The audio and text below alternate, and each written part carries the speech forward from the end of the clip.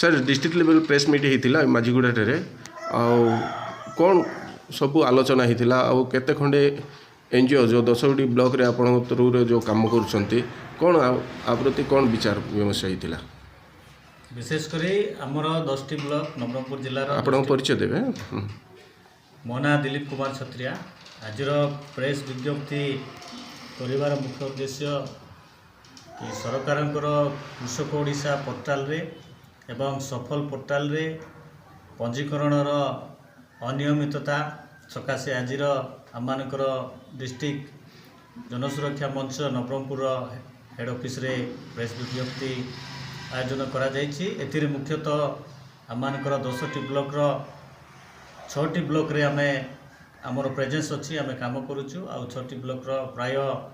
ना टी कहे 6टी ब्लॉक रो आमर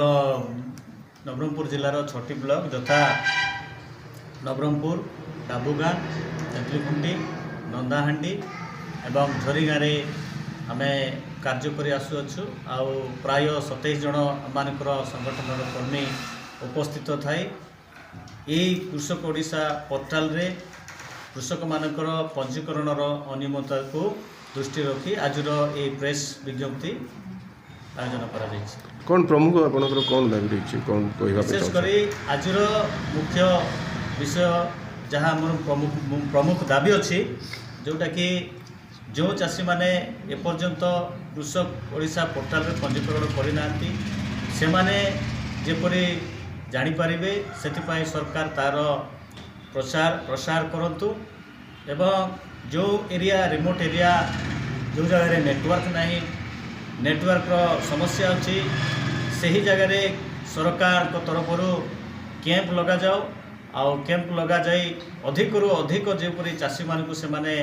जड़ित करें यहीटा हूँ आमर मुख्य उद्देश्य आउ जो सरकार जो समय सीमा 31 डिसेम्बर जाए अच्छी ताकू सरकार 31 मार्च 2023 पर्यंत जदि एक्सटेंड करंतु यह आमर मुख्य दाबी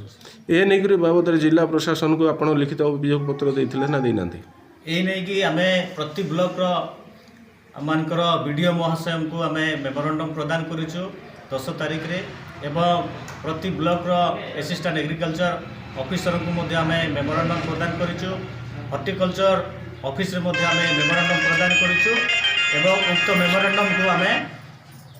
उक्त